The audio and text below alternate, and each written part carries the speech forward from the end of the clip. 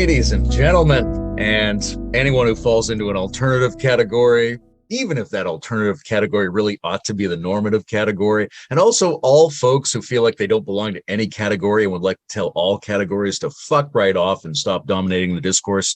Hi.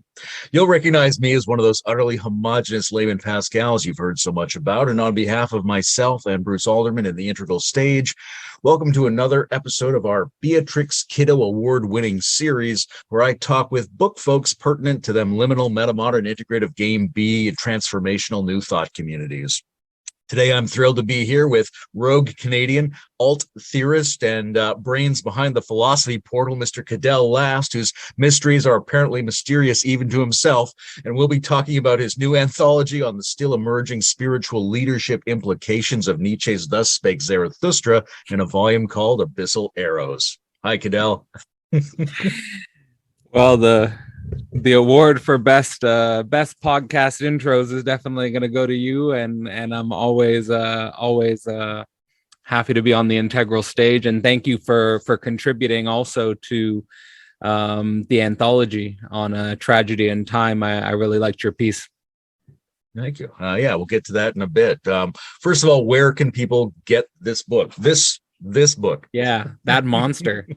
Abyssal Arrows. Yeah, Abyssal Arrows, you can find it. I mean, the best way is to go to Philosophy Portal under anthologies. You'll see a link to Abyssal Arrows, and then it'll take you to Amazon, and you can pick either an ebook or a physical copy. And yeah, that's basically the easiest way. Fantastic. Listen, when I was a kid, I assumed I would write books, which are apparently a class of artifacts in a liminal zone between mere writing and the private extension of a thought or theme to make that enriched thought available for public reflection. But then the world kind of changed and I stopped caring about books. I thought maybe it makes more sense for me to code my thoughts indirectly in fragmentary multimedia form and set them adrift in the digital ocean. But I'm hearing a lot of people now, maybe as a backlash to the encroachment of digital and simulated spaces, starting to return to hard copy objects in meat space. Is this a real trend? Do books have a future? Is there a special relevance for them to philosophical projects? Cadell Last, why books? Yeah, why books? I mean, it's a legitimate question. It's an interesting question to have. I was actually on the Parallax podcast with Tom and Andrew, and they were asking the question, what is a book? And they were emphasizing just the power of the book. You know, Tom in particular was referencing, the pre-Socratic books that exist, and just how mind-blowing it is that you can have thoughts of another basically still with us, still capable of influencing our thoughts thousands of years after they were initially written. And it brings us to the historicity of the book. Your question on the digital context is, we're overwhelmed. I'll just speak for myself, and I'm assuming it has some relevance to other people, is we are overwhelmed by social media, by TikTok, by Instagram, by Facebook, and these media, YouTube, we're on YouTube, these media lend themselves to what I would call an immediacy. Even, for example, Philosophy Portal was inspired by Theorygram. There was a meme on Theorygram, which is just a loosely connected group of Instagram accounts, which just post interesting philosophy memes all the time. And there was just this meme of like an ideal university structure. And it hit just like that would be a good university. Like maybe I should do that. So there's the social media has this immediacy. And I think what the book allows and what the book opens is mediation, conceptual mediation, is that there's something fantastic. There's something great in the meme.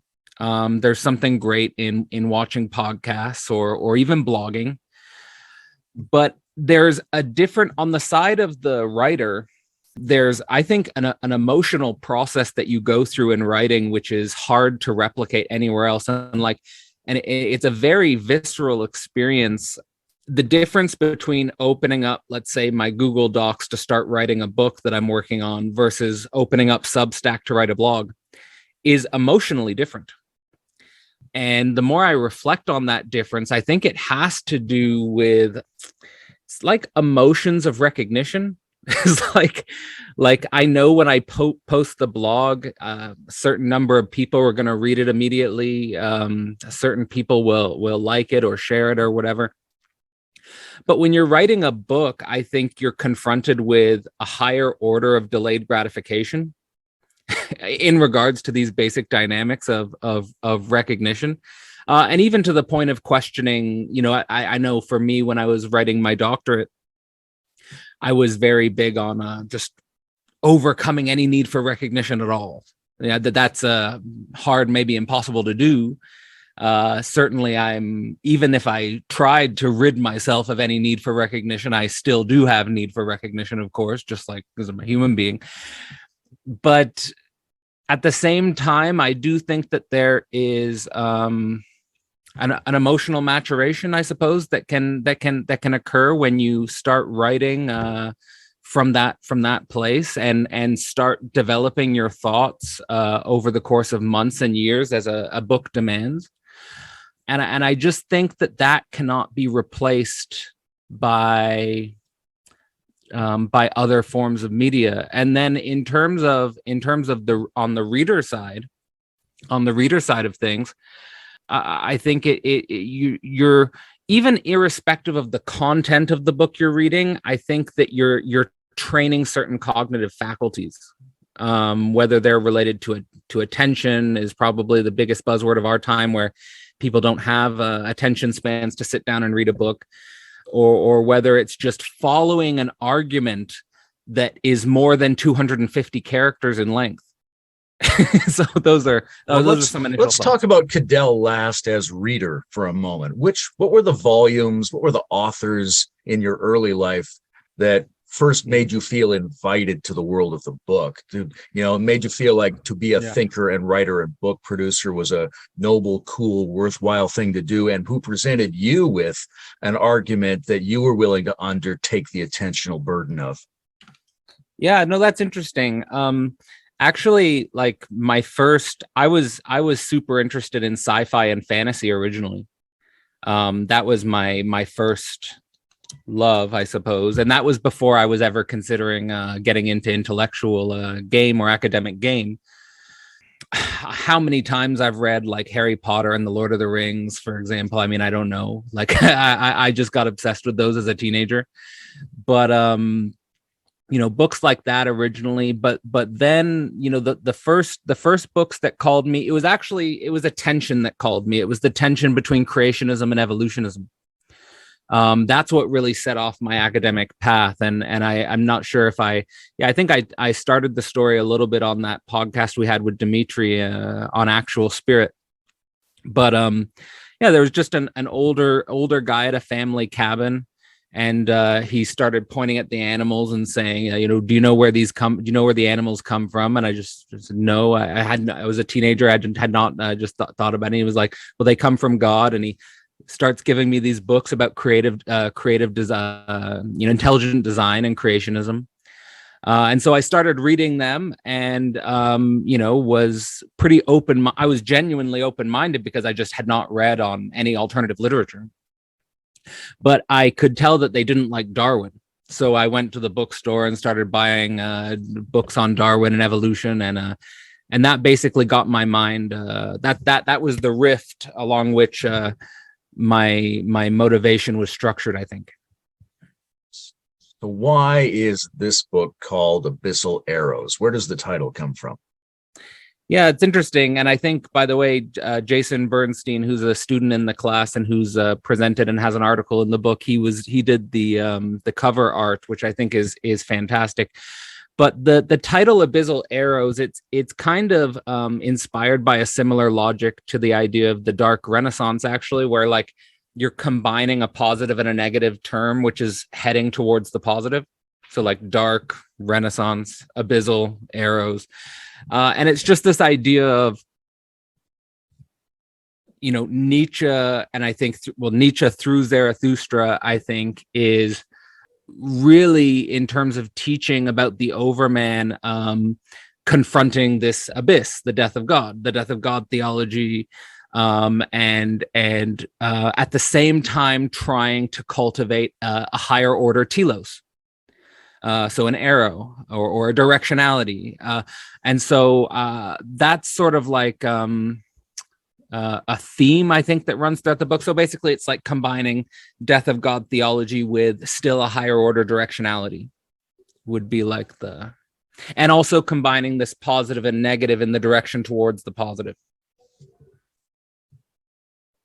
What do you feel like most people get wrong about Nietzsche? I had an interesting talk with Davud Gosli a few days ago about systems and subjects, and he was asking me about my interpretations of Nietzsche as a political thinker, and saying that what he doesn't like about many Nietzsche scholars is that they treat him as merely a psychological thinker. So I would say, like, pointing in the direction of, and so like in Systems and Subjects, in the third chapter, I have the idea of political overmen.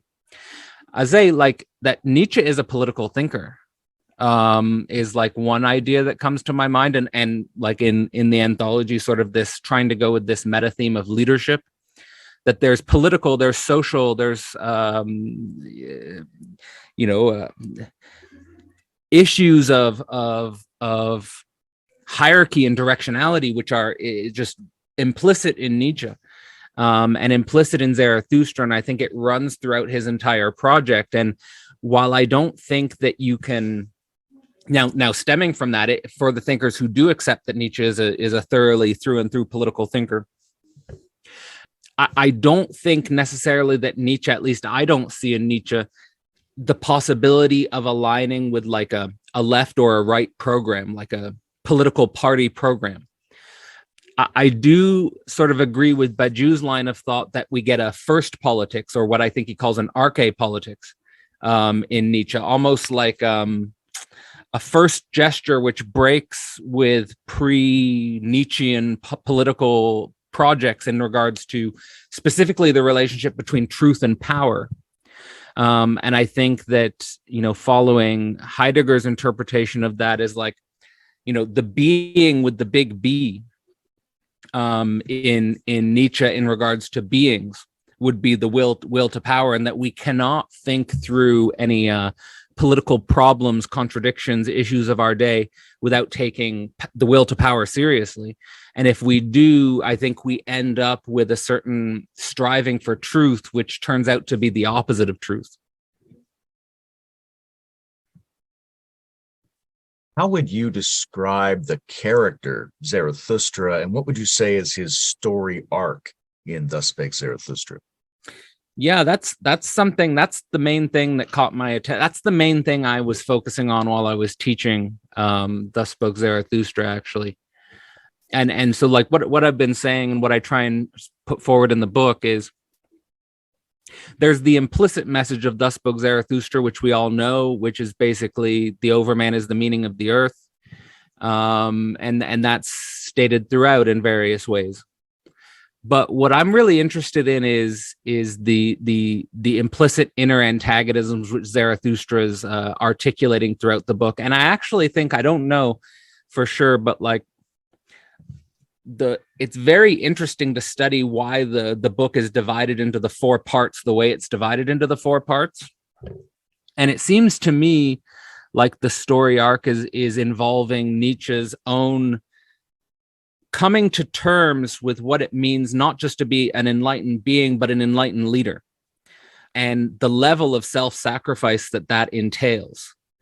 And the distinction that actually is like, I thought it was like a dialectic that ran throughout the book, was this distinction he makes between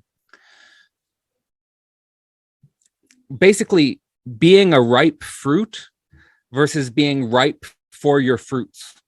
So like, this is an idea that I get is like, so like someone whose, blood is as thick as honey, someone who's a ripe fruit, metaphorically, an overflowing heart, an overflowing spirit. But then the narrative of Thus Spoke Zarathustra seems to be Zarathustra becoming ripe for his fruit. So like this distinction between the in itself of a ripe fruit and a for itself of a ripe fruit.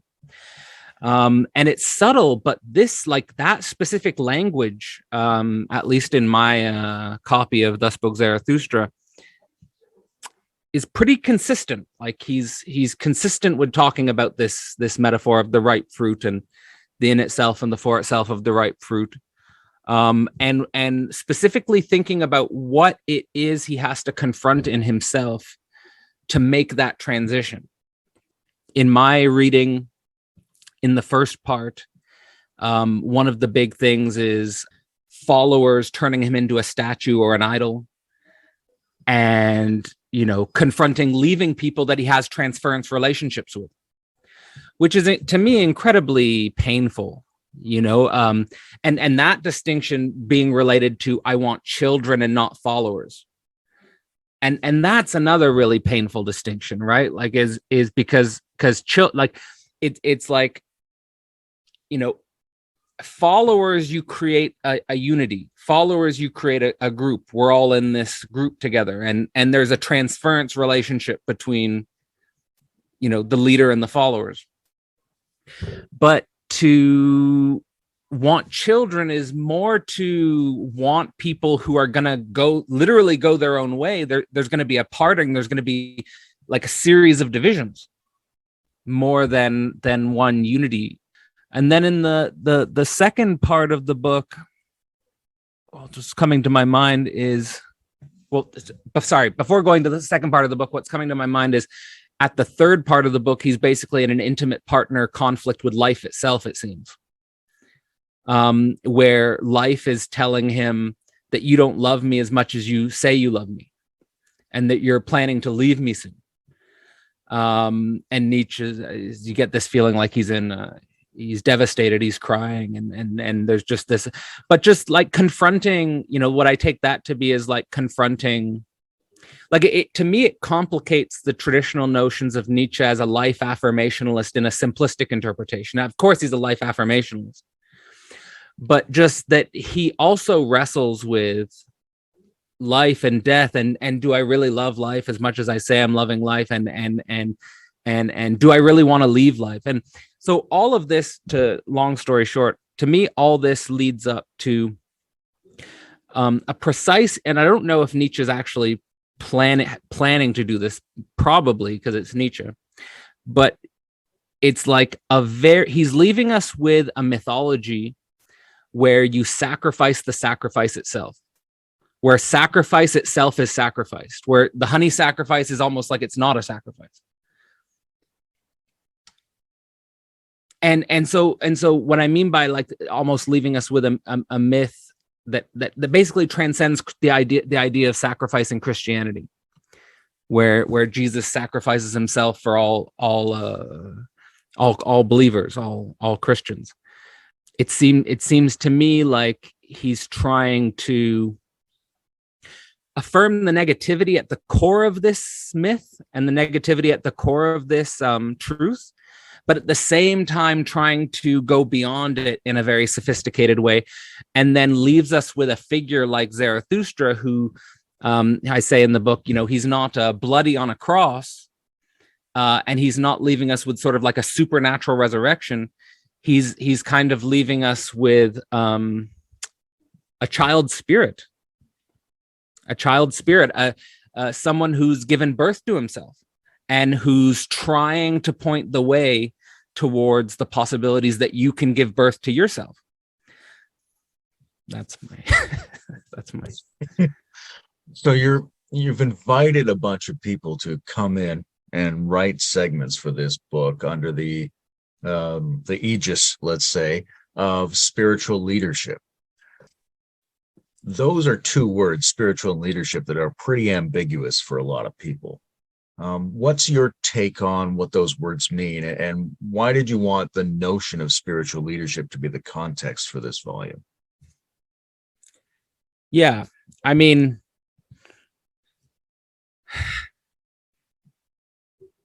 I guess the first thing that's coming to my mind is that I had this weird idea when I was a kid that the president or the prime minister of a country would be the smartest person in the society.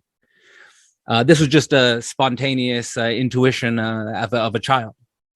Like it must that person must be the smartest person. Why we put him at the top, right?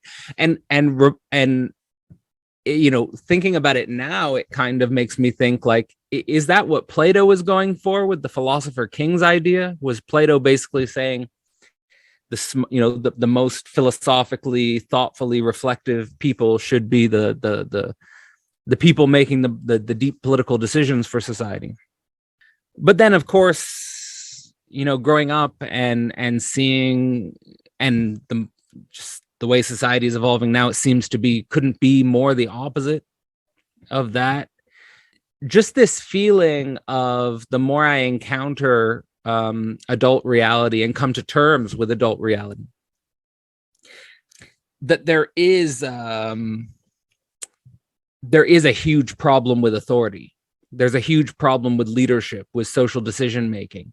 It seems to me like that there's a huge crack in our social edifice with this. And in being inspired by Thus Spoke Zarathustra and what he seems to be saying as necessary for leadership and authority, you can understand why.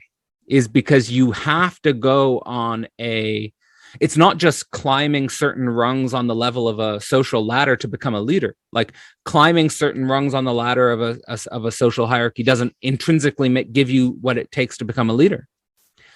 In fact, Zarathustra starts his book as a downgoing, not an upgoing. So it's in some sense the opposite of that. But just that what it requires to become a leader requires a lot of it seems like confronting a lot of inner antagonisms about wanting to be admired, wanting to be followed, the masculine and the feminine, the relationship between the masculine and the feminine, both externally and within one's own heart. And so it would make sense, in order to do that, you have to, in some sense, actively cultivate a spiritual relationship, which in my language would be pushing in the opposite or beyond the pleasure principle, not just living in relationship to the pleasure principle anyway. Of course, pleasure is fine, but engaging a more paradoxical reality of pleasure and pain than ordinary consciousness.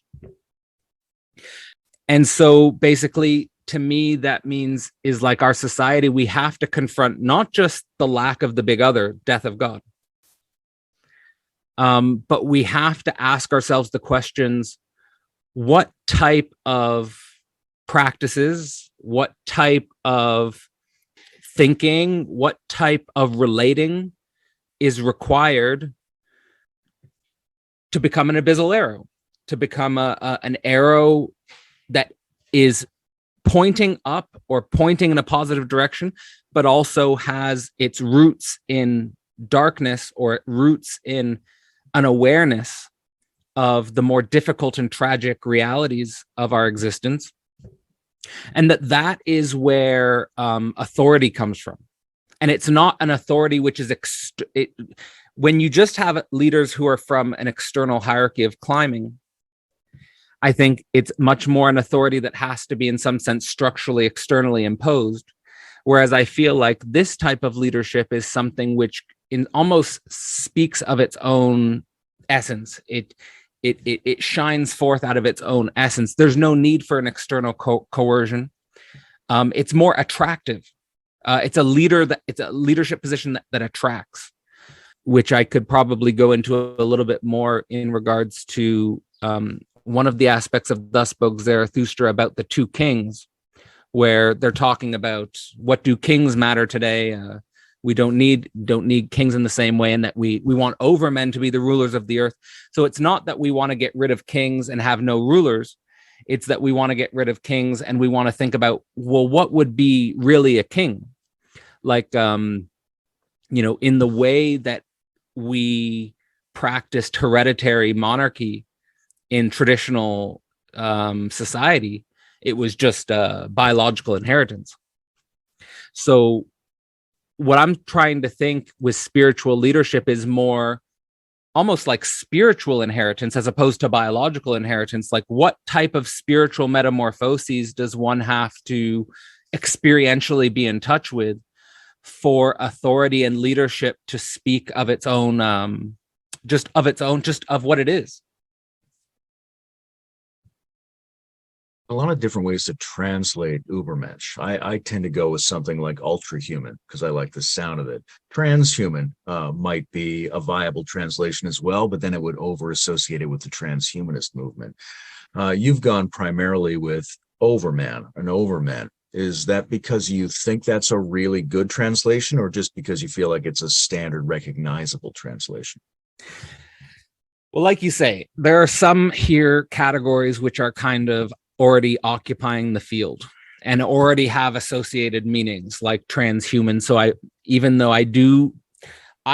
did, like in my doctoral thesis, I actually went with the term. I used transhumanism more in a positive way that I maybe create more of a distance with now. I mean, you could imagine some people saying meta-human, but that word is also occupied in some sense. Overman. The reason why overman is because it's to me the one that's most commonly used. It's the one that's most easily recognizable, is almost like exclusively occupied by the Nietzschean tradition, but also the theme of self-overcoming for basically the other, like when Zarathustra saying, what is my basically he starts off the book by saying, oh, great star, what is your beauty, or what is your shine if it's not for the other?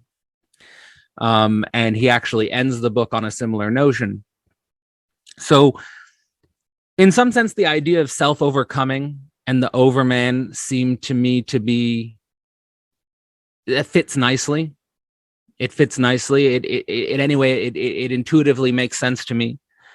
A few more points on that would probably be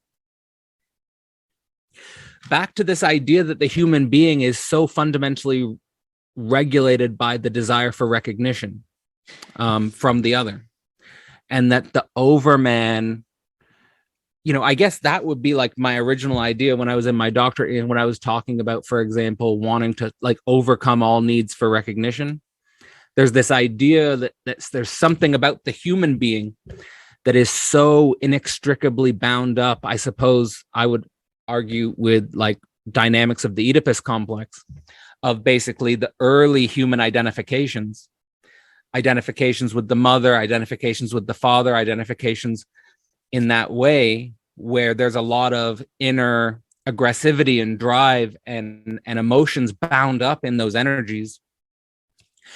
And so the overman seems to me to be someone who can be within those energies, but over those energies at the same time.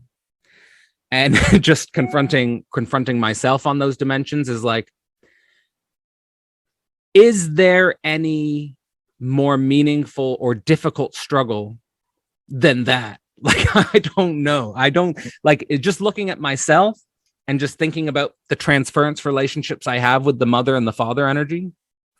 It's like, there's a lot there, and it seems to require, in order to confront that emotional reality, it seems to require a lot of the overman's qualities, like courage comes to mind, striving in the abyss, becoming a lightning strike, and these types of metaphors that Zarathustra will talk about throughout the book. So that those are some of the first ideas I would have about why the overman is a suitable word. I notice you've let people's different font choices stand in their different chapters. Is that mere laziness or a philosophical decision? That's a philosophical decision, because it would not be too difficult to. There were more difficult aspects of the editing process than changing the font style. No, I left that because and also there are some other things, like whether all of the different stylistic decisions basically of the authors let stand, and that's basically it's well, one, again, just intuitively, I feel like that's what Zarathustra would want. Like just in terms of to let the, like, it's like there is a singularity, like we're like there's a singularity in Thus Spoke Zarathustra, where the meaning of the earth is the Overman. So it's not like there's 100,000 meanings. There's a meaning of the earth is the Overman, but within that there's a multiplicity, and within that there's like a very genuine multiplicity, like 1,000 islands of different life, right? Or thousands of different islands of life that have never existed before, different places of the earth that have never been inhabited before. And so in that sense, I wanted to honor and also sort of have concretized a multiplicity pointing in the same direction, and a multiplicity in terms of content and style. There's a lot of chapters, a lot of interludes, a lot of contributors. We probably can't go through all of them, but we could go through a few, and I can ask you about your impressions of them. And let's do mine, because it's clearly the best, and we'll get it out of the way. And I want to say to people, there's actually a grammatical error I caught that I hadn't caught earlier, which is there's one section where it says morality and it should say mortality. That's a meaningful distinction too. So, what's your sense of my chapter? What's my chapter about, Cadell? Well, the thing is that you're like, I will answer, but your chapter is one of the chapters where I do feel like I want to revisit it many times. One, because you explicitly call for it. You say right at the end of the article, now start again from the beginning. And I feel like there's layers of meaning and layers of complexity in that piece that I'm going to be drawing from. But I mean, just basically, there's this idea to me in your work and in your version of Nietzsche, which is trying to call forth a shamanistic psyche. A shamanistic psyche, but at the same time, a shamanistic psyche, which is bringing with itself not just the return to the prehistory, like it's bringing the prehistory, but it's not just bringing the prehistory. It's bringing everything we've learned, towards the global. Like you're bringing the big history, you're bringing the cosmology, you're bringing the big picture global vision. But it's like you're calling forth the shamanic on the global level.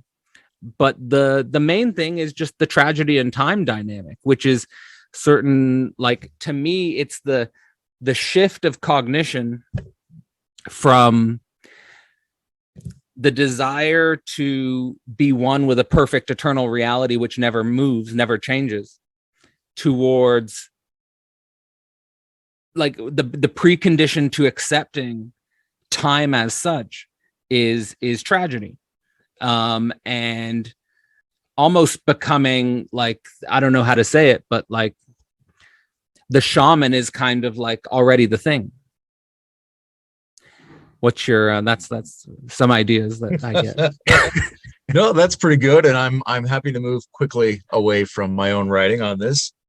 Okay. Daniel is going to be here in a couple of days to talk about belonging again. So let's check in with your impression of his section on the Overman and the allegory of the cave. What stood out or resonated with you about that section? Yeah, no, I've had more time to think about Daniel's piece, because I know he's been thinking about that for some time, and I've had a chance to talk to him about it as well. Basically, what I see as central in his piece and in his general thrust is the issue of motivation. And the issue of motivation as, in some sense, being approached through the figures of Plato and Zarathustra, where he's problematizing the way in which Plato develops the allegory of the cave and liberation and emancipation from the cave walls and the cave shadows, by identifying that Plato doesn't go into sufficient detail about what motivates the prisoners from releasing themselves from the appearances in the first place. So he's saying that there's a problem in Plato with the status of motivation. Is what actually motivates? What is the motivation for liberation? What is the motivation for emancipation in the first place? And I think what he sees in Nietzsche and Zarathustra is this deeper understanding of motivation, and specifically making this move towards, can we leave Plato's cave and become Zarathustra's children, is the main thrust of the argument, and connecting that to the idea that Nietzsche's child is a self-motivated, is a self-turning wheel. That's a really beautiful question to open up, because once one mentions it, it becomes extremely obvious that there's really no recognition of motivation in a lot of the Platonic work. Why does someone try to go out of the cave, and why do others stay in the cave? It's simply not addressed. It's presumed. Yeah, absolutely. And I think that also, I mean, there's another author in the volume, Jayati Dalal, who's also bringing up this connection between Plato and Nietzsche, and specifically the idea of Plato's cave. And it's that I would say is an interesting way to read Thus Spoke Zarathustra, is the way Nietzsche is using the cave throughout the book, right? Like how is he dramatizing, thematizing the position of the cave? I mean, the cave comes up in many different contexts, not only at the beginning, but also in the fourth and final part, where they're having basically like a Last Supper and things like that. So again, I'd assume that was not a coincidence that Nietzsche is using that specific imagery. So there might be a larger philosophical conversation there, because of course Nietzsche had his views on Plato. Well, speaking of Giotti, the section on thinking education in Nietzsche is an intriguing one. And Nietzsche has this famous piece of Schopenhauer as educator, which later in Ecce Homo, he says, was never really about Schopenhauer. It was Nietzsche as educator. So Nietzsche's attempt to think himself as having an educational approach is very clear through a lot of his works. What do you see? What do you see in the section thinking education in Nietzsche? How is Nietzsche thinking education? What's the kind of education that we would consider to be an arrow across or out of the abyss?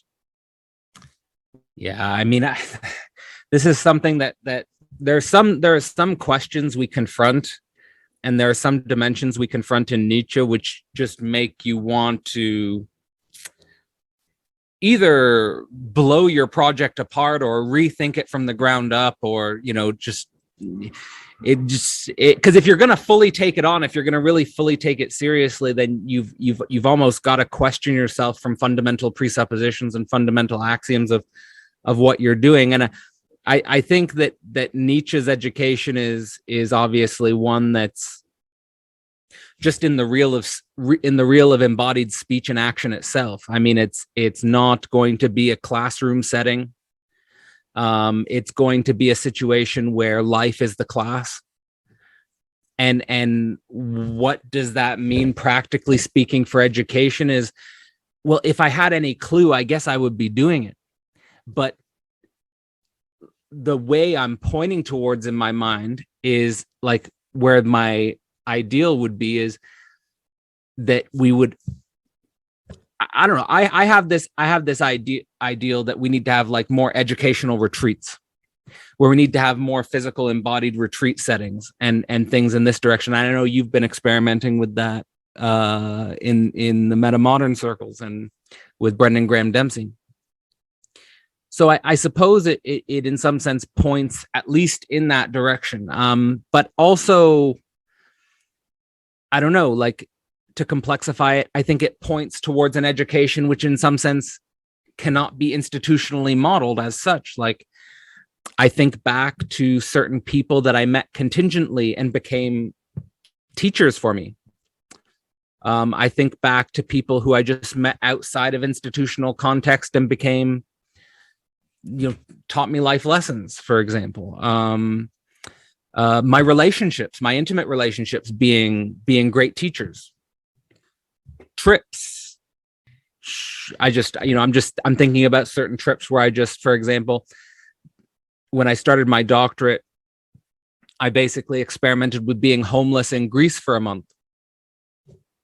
Like, that's a type of, I think, something that maybe would be more in the style of Nietzschean education. These types of things, this is where my mind points. But the point, I think, to bring it back to Jayoti's paper, is basically, I think for her, it's education with thinking about the relation between philosophy and politics. Is that her basic idea is that Plato creates a situation where there's a gap between philosophy and politics, where philosophy is pristine and politics is messy. And we need to have a situation where philosophy is on high and away from the political. Whereas she sees in Nietzsche, there has to be a unity between philosophy and politics, where basically our ideals have to get messy. And that's something that at least I try to embody in my work, where to the extent that I can, I want to get involved with the people who come to Philosophy Portal. I don't want it to be separate, but there's also incredible contradictions here. One of the sections that for me had the most intriguing title was Nietzsche's Tantra and Girard's Sutra. Mm-hmm. There's just so many implications baked into that couple of words that it's delightful. What do you take away from that chapter? What do you think is the essence of the conjunction that's being brought forth there? Another very interesting one, and I've had the pleasure of talking to Thomas Hammerich about this several times, so I feel like I understand his basic argument really well, is basically, there's this idea that, like I said, Nietzsche is a political thinker. I think Nietzsche is a first politics, but like I said, I don't think Nietzsche can ground any one political program. And I think that's basically because Nietzsche is like a tantric, he's like a tantric ecstatic explosion almost. Whereas Hammerich is trying to basically situate Nietzsche into a dialectical relationship with Girard or Sutra, which is basically more of a model of prohibition and renunciation. So on the one hand, you have the ecstasy, you have the adventure, you have the transgression. On the other hand, you have the prohibition, you have the renunciation, you have the normative order. And you have to have some sort of dialectical relationship between the two in order to stabilize a paradigm or to stabilize a social order. That, for Thomas, what he's concerned with is he thinks sutras are just basically prohibitions, renunciations are just disappearing, and everything is becoming ecstasy. Everything is becoming, people want ecstasy now and they don't want any prohibitions about it. So for him, he wants to basically put the brakes on overly emphasizing thinkers like Nietzsche or overly emphasizing thinkers like Lacan, and bringing them into some sort of dialectical relationship with figures like Girard, who are going to be more emphasizing perhaps the institutional standpoint, or going to be perhaps emphasizing, say, day-to-day life, and some of the prohibitions that need to be respected in order to ground a day-to-day life. It actually reminds me of, I'm reading a book right now by Daniel Tutt, who is writing about the psychoanalysis of the family. And he's arguing that one of the mistakes of the countercultural revolution of the 1960s and the 1970s was that they wanted a revolution of everyday life in which all family prohibitions, all family boundaries were just blown apart. The abolition of the family, basically. And the institutionalization of a post-Oedipal landscape, as opposed to what Tutt will say is like the patience required to work with a model of emancipation within the context of family life, for example. So to me, Nietzsche's Tantra and Girard's Sutra would be, on the one hand, trying to avoid perhaps a fundamentalist or a traditional point of view, which is overly prohibitionary, overly renunciatory, but at the same time trying to avoid the pure ecstasy, the pure removal of any boundaries. In my experience, practically with groups that I see embodying the extremes of both, I would say you'd have, like, on the one extreme, you'd have like the burners communities where there's no boundaries. And I think that you just get into basically the immediacy dimension.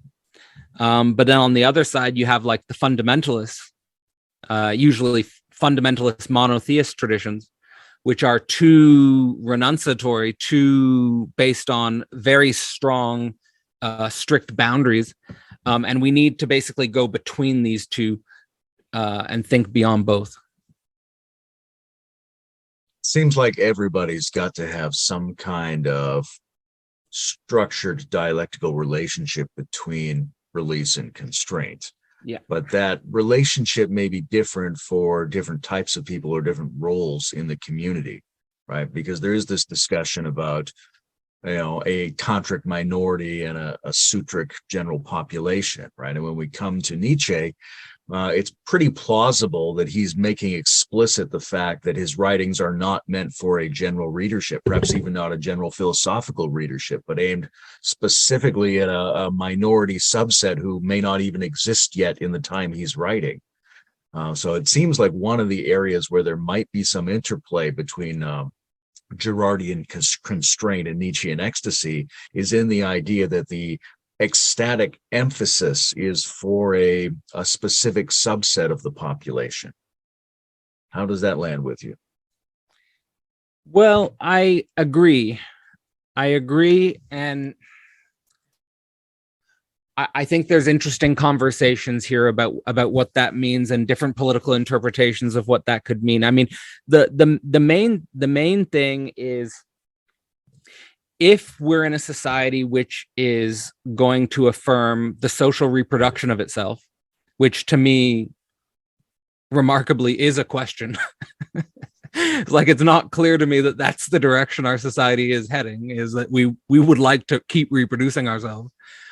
Actually, the first scientific paper I ever wrote was speculating about the end of biological reproduction in the context of the technological singularity, which I still think is an incredibly rich area for thinking.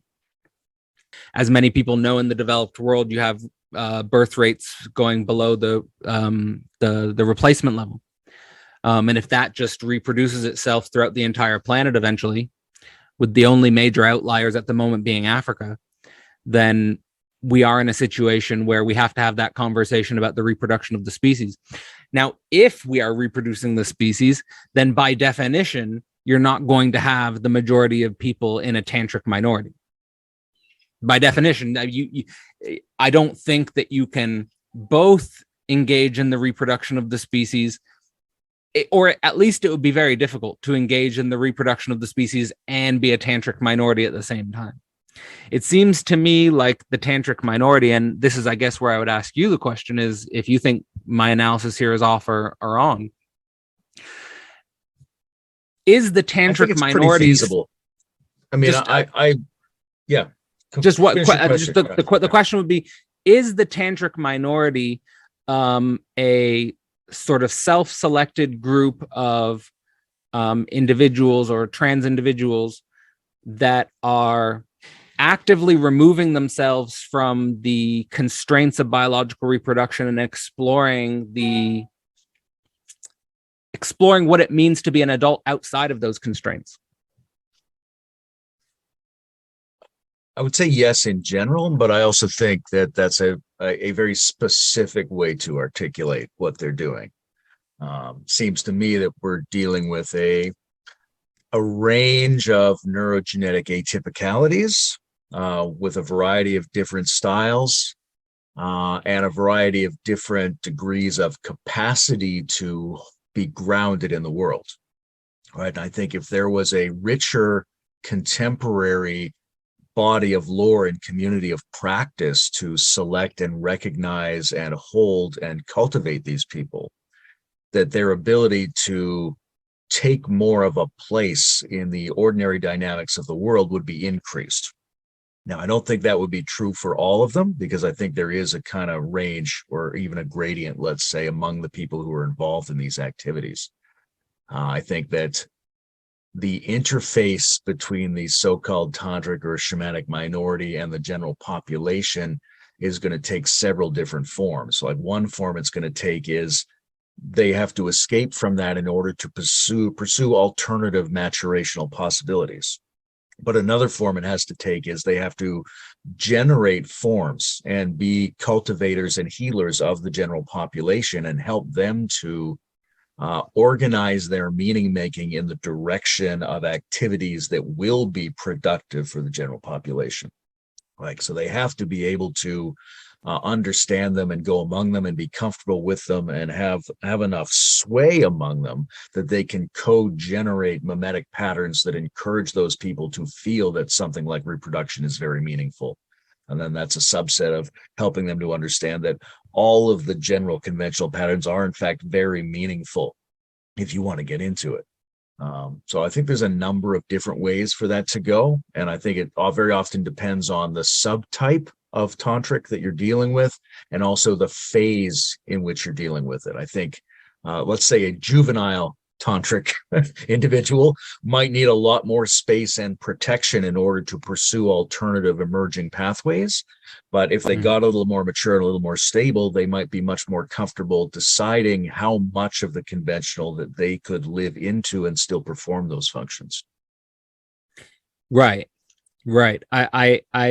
I've got some sort of, and well, like, I guess I do have some resistance to the, at the same time, it makes sense. The binary classification, it does make sense. And at the same time, I feel some resistance to it, but I get the sense that for people who are a little more in this direction of the shamanic and the tantric, however we want to classify it,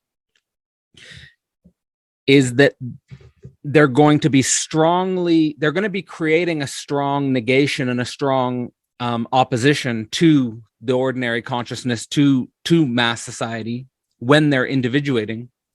But like you're saying, the older they get, the more mature they become, there's going to be less of that need to create a strong opposition or that need to create a strong distinction. And at the same time, I would ask you the question is, what's the difference between a shamanic or tantric type who's making that strong distinction and say, I see the same types of things with people who are going in a fundamentalist direction? They'll make this strong distinction that we are, for example, X religious group, and the rest of the world is in the untruth. And it seems to me like the same thing can happen in the tantric dimension. What do you think about that? Oh, it's certainly a risk. And it's one of the reasons that you need like a large set of diverse tantric types and a community in which they can be matured past their simplistic reaction patterns. Right. So they may need protection and they may need to create that negation of the ordinary. But if you have let's say a healthy, robust tantric training community, they're also trying to ecstatically exceed their own reactive patterns against the conventional, as well as to exceed their binary thinking and their sense of enclosure and fragile self-isolation.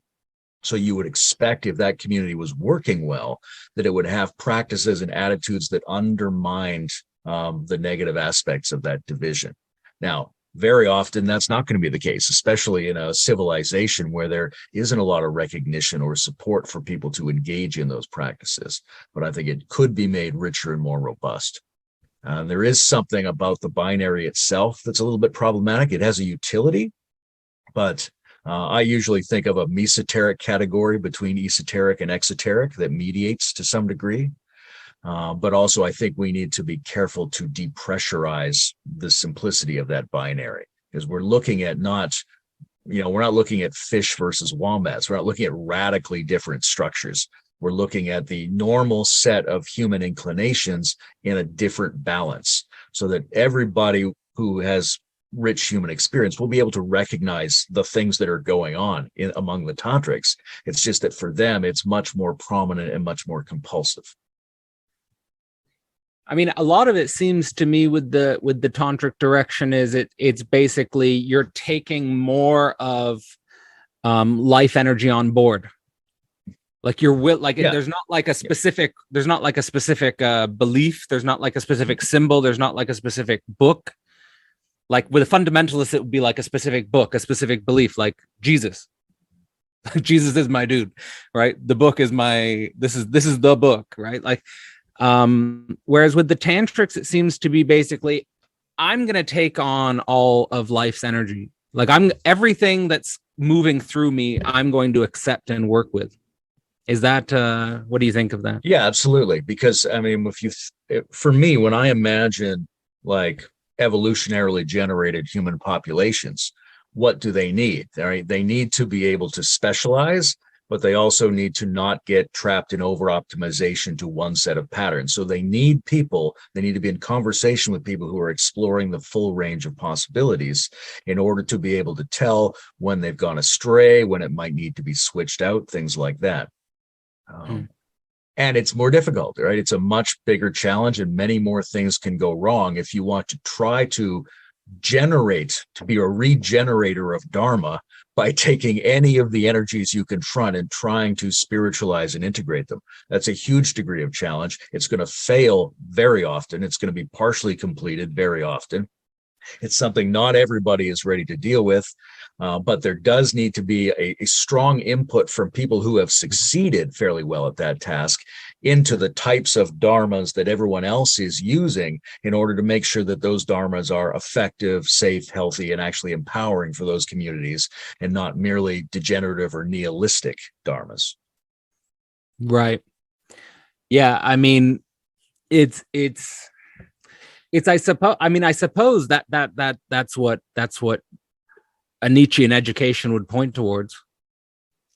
It's like pointing away from adherence of scripture to one book, adherence to belief in one supernatural being, to almost an adherence to working with life and working with all of the emotional energies, working with the negativities and the positivities, the intensity of affect, first and foremost. And I think that in the countercultural revolution, there was that ethos.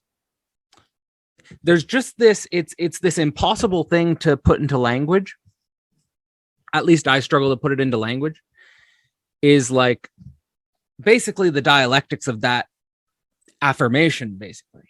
Like, which is, yes, I agree with that affirmation, but it's not practical to bring all 7 billion humans online at the same time with that affirmation. There needs to be some sort of pragmatic distinction, which is, I suppose, where you get the initial binary, where people in their life world and the affirmation of the social reproduction of the species can be maintained, and we can sort of accept the energies which are structuring that reproduction, which is, I think, the mother, the father, and the child. I think we should have a deeper concept of extended family networks. But then there's this other space. And I think it's like moving from the one of fundamentalist religion to this other space.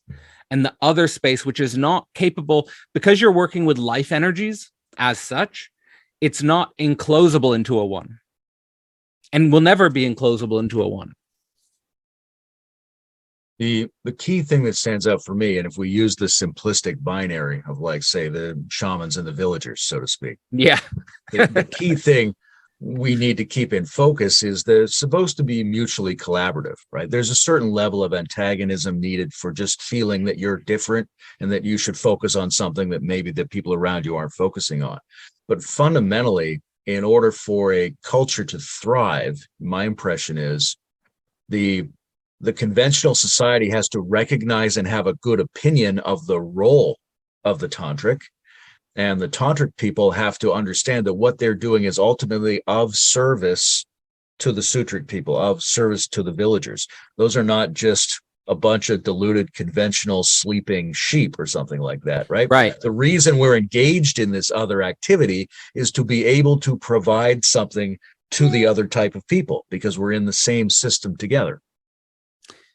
Yeah, I mean, I think that there's a lot there. I mean, and at the same time, like, you do get this idea, like, which is in thus to bring it to Thus Spoke Zarathustra, you do get this idea that there's a rabble of ordinary consciousness, but there is also a way in which Zarathustra is saying, you know, the father, the mother, and the child can also be a striving for the overman. So it's not simply in order to become the overman, you have to go hiking in the mountains by yourself for 5 years and I don't know, doing some like crazy, unrepeatable spiritual adventure. Although it does also include that. I think it, wherever you find yourself in this distinction of quote unquote the villagers, quote unquote the tantric excess, is again the real intimate struggle of the self overcoming. And basically, to me, like, I ask myself in my own life practically, is like, is there anyone in my life where I'm really absenting myself for the other? Is there? And like, for me, the closest, practically speaking, is an intimate partner. Like, where that's okay. Like, that's practically speaking situations I've encountered in the last years where I will absent myself for the other. I will make life sacrifices for the other. And it's not that I'm not other centric in other contexts. Like, I try to be other centric if I'm doing a one-on-one with a student, or if I'm trying to make another person's paper as best as it can be, or trying to give a good class, or to provide services. I'll try to make myself absent for the other, but that has a limit, which is a pretty hard limit, close to the bone, so to speak. Whereas I get the image, and I don't know if this is like just an ideal, which is, you know, just a mirage. But I get this idea that the tantric guru or the tantric master is, in some sense, he's sacrificed. He's, again, sacrifice of the sacrifice. It's not even a sacrifice, but he's just for the other. Like, and like I mean, again, I don't know if it's an illusion or a mirage, but like, when I read about Nietzsche's communities or something like that, it certainly points in that direction, where it seems like the tantric is almost like a midwife for the spirit. These are just ideas. No, I think that's a lovely phrase that captures a lot of the phenomenon. There's a couple other chapters in this book that I felt had delightful titles. I'd love to hear your impressions on Thinking Jouissance in Nietzschean Negentropy. Yeah. That's one of my favorite papers, and Chitan's been a great collaborator for some time. We first connected when I was doing the Return to Freud series, and he's actually a professor at an Indian university in social sciences, and he brings psychoanalysis to the political.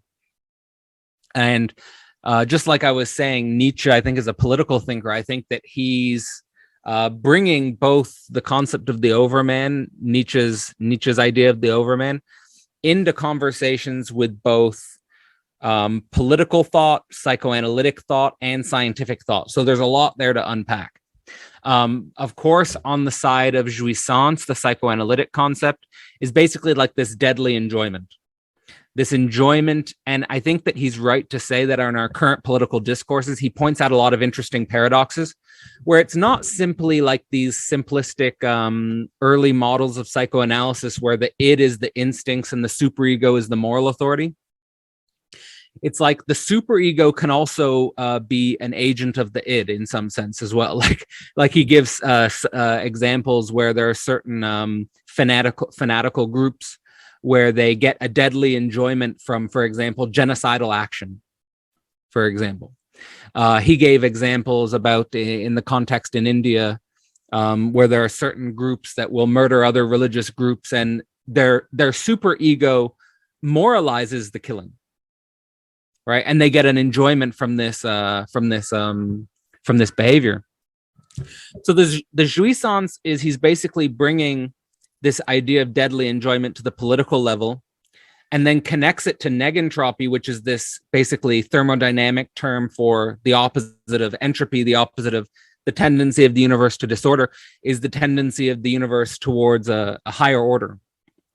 And so I think he's saying basically that in our political reality, we need to think through the concept of jouissance and negentropy as connected, namely, where a culture gets this deadly enjoyment inscribed into their superego, this is the dimension of their political order, their political totality. It's almost like this excess, which is difficult to talk about and is even like, perhaps humiliating or embarrassing on a certain level, is actually what's unifying the entire political structure. Like, I can give an example. Like, I was friends with a Christian family when I was growing up, and they got, I thought, like, thinking in retrospect, they got like a perverse enjoyment from the Muslim other. Like, the Muslim other was like bringing a weird, like they disliked the Muslim other, but they enjoyed disliking the Muslim other. And this actually brought the unity to their totality. Also Marxism for them. So like they hated Marxism, but they also love to hate Marxism. So it's like this dimension of, and thinking about this dimension of our political reality. Yeah, that's something I think very pertinent to Nietzsche's work, and also something that runs through a lot of these essays, is that, and it's something that Daniel Garner points out really well in some of his works on like release and constraint, that both of those are in play.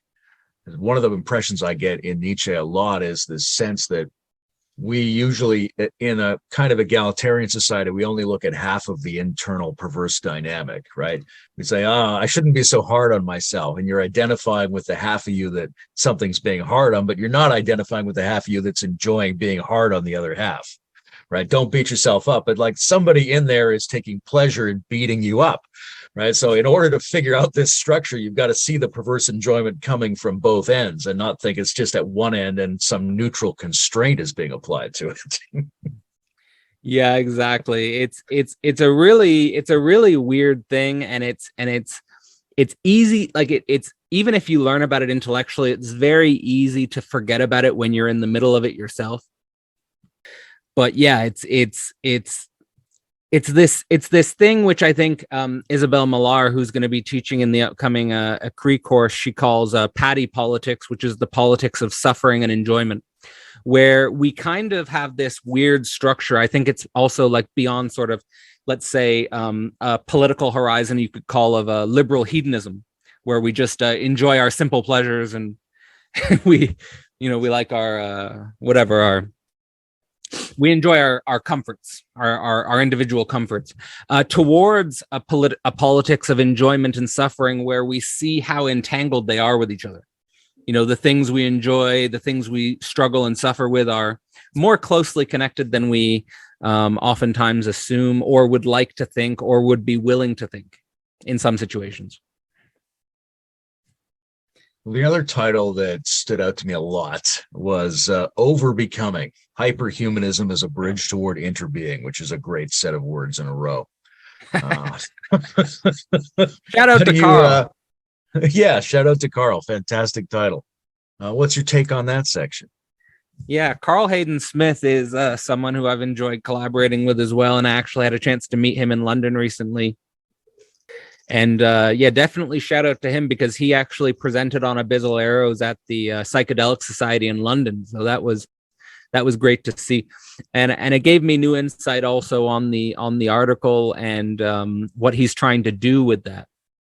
So he's trying basically to put the idea of what he calls hyperhumanism into conversation with humanisms and transhumanisms, and he sees a lot of the humanisms and the transhumanisms as more on the side of what Nietzsche would call the last man.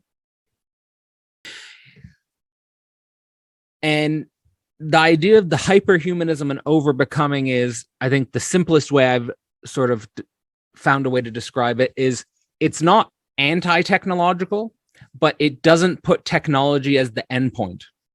In other words, technology is not the point. And I think that what he's saying is, especially with the transhumanists, is that they kind of make technology the end point, sometimes quite literally. Like, I'm not here trying to make a straw man of the transhumanists. Is like, if you're saying artificial general intelligence is the future, if you're saying that we're going to upload our minds into a supercomputer, which is literally a project, then you're saying technology is kind of the end. That's the point. Whereas Carl's saying we should use technology as a bridge to open up a new world. And his emphasis is not so much on technology as the end, but on different sensory modalities as the end. Basically expanding our sensory modalities, expanding, he'll use Umwelt a lot, the idea of the Umwelt, and expanding our sensory perception. You know, he says some things in the presentation which I still don't really understand, but said, like, you know, we have basically way more than 5 senses, for example. And I don't know, this is something you'd have to take up with Carl if on the topic of how many senses we actually have. According to Carl, I think we have 40 or 50 different senses. I don't know, you know, but the point being, it's kind of like a psychedelically informed pro-technological view, which is saying in the end, we're going towards an expanded sensory world, which will take us away from the way we've defined our world in a humanist terms through the 5 senses alone. Hopefully that's a good description of it. Yeah, I'll have to check with him about that. I was just this morning, I was reading through Pamela's interlude on living as Eros and body as the source of the divine. I know, and I like Pamela a lot. It brings a different flavor to this whole project. And I was curious how you thought about the relationship between interludes and chapters, as well as your impression of Pamela's interlude in particular. Yeah, so the interludes are designed to play around with new styles, and allow for a type of creative expression which otherwise wouldn't be incorporated into a traditional philosophy anthology. And again, sort of in my mind, I'm sort of thinking about how could we not just write about Nietzsche, but write in a way that Nietzsche would be like, oh, that's an interesting little experiment there. So, like, for example, Dimitri Kroiman's has an interlude in there, which is just rap lyrics from a song that he released last month. With Pamela's idea about Eros, and that's the great thing, is that I've had a chance to speak to a lot of these people in the real about their work. So that to me always gives added teeth to the way I come to their papers.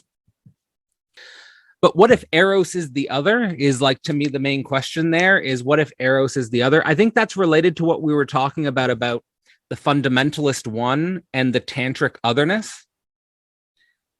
Is what if Eros is the other, is like, basically, what if we take this unintegratable, ununifiable other as life itself, and we simply affirm that and use that as our educational, educationally informing us, basically.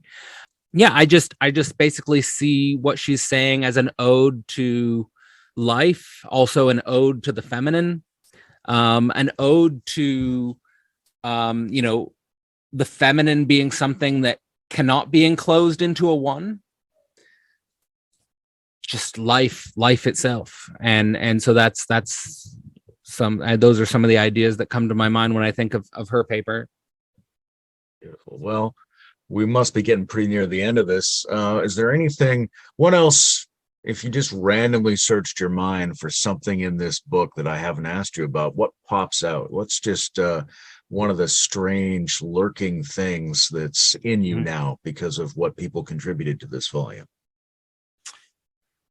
Well, I would just overall, I mean, I have to say that one of the most pleasant surprises I've had with Philosophy Portal is the quality of papers that I've received and the quality of projects I've received, and had a pleasure reading.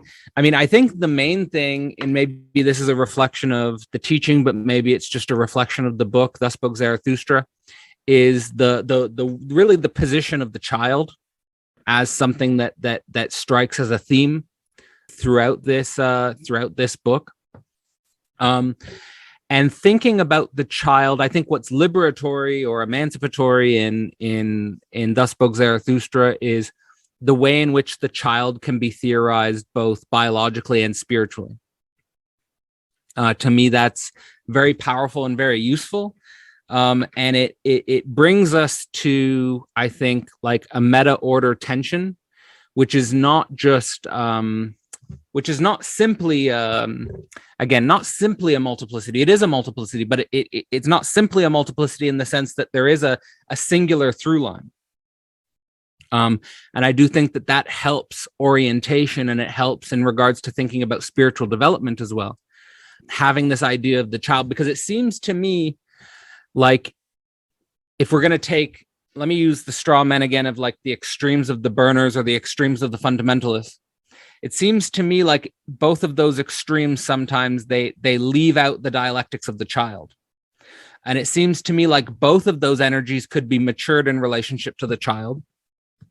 That runs in some sense through some of your commentaries on the idea that this tantric community should also be in service of the village and vice versa.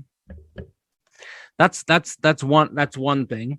The other thing, I would say two things quickly, is there's a theme in Abyssal Arrows throughout the chapters 17 and 20, which to me are about the birth of a new paradigm. So not simply death of God theology, but also the birth of a new paradigm from the abyss. And those writers are usually in touch with technology, but they're not anti-technology, but they're also not, again, deifying technology. So I think there's an interesting mixture of thought there that I find very helpful. And then the final thing I'll say is that there's also a section towards the end of the anthology, I say from interlude 7, including chapter 21 through, let's just say, the end of the book, which is more pointing towards the dimension of thinking about family and spiritual life, which I do think is important. I think it's under-theorized philosophically, and it's something that is on my mind, not just for personal reasons, but also because I'm heading into teaching about psychoanalysis. And I do think that philosophy, in the same way that philosophy is forever changed after Nietzsche, I think philosophy has to also confront how it needs to change after psychoanalysis. And so thinking through the philosophy of the family and the philosophy of community and the philosophy of society at large is something that I think will be occupying my mind moving forward. Yeah, the position of the family is a really interesting one, because on the one hand, it sort of is a necessary structure for the regeneration of the human population. But on the other hand, it can serve as a powerful developmental, self-transforming and ecstatic engine, because like psychoanalysis, it's a place where your inner contradictions and energies are constantly surfaced because you're vulnerable to their exposure in the intimacy of that space in a way that you can guard yourself from in other social contexts. Yeah, that's I think to me that's to me what we've missed, at least in this framing of the countercultural revolution being sort of like a revolution of everyday life, which wants to in some sense abolish the family, is that we create these individualistic self-enclosures of hedonistic pleasure where we precisely guard ourselves from the vulnerabilities and the exposure to a certain intimacy, which I do think has the characteristics that are best described as a type of, let's say, lustful energy towards the feminine or the mother, and an aggressive energy towards the father or the patriarch. And this lustful energy and this aggressive energy is it comes out in all sorts of weird ways. And it just makes society impossible if we don't at least own and take that's what I like about psychoanalysis, is that you have to take responsibility for the unconscious. Just because you have an unconscious, that doesn't mean that you're just off the hook. It's like, oh, it's like, sorry about that. You've got to take responsibility for the unconscious, and you've got to, in some sense, be willing to be vulnerable, like you said, to the exposure of that intimacy. Well, that it brings up an interesting thing for me, because at the end of an interview, I've kind of got a choice, right? I can thank you and surface the values and do a little summary, but also, and partly because I think of psychoanalysis when I think of you, there's this notion that Lacan would sort of arbitrarily break off a therapy session to keep the ambiguity in play and keep someone like feelingly in contact with the unconscious contexts that have been surfaced by just sort of arbitrarily cutting.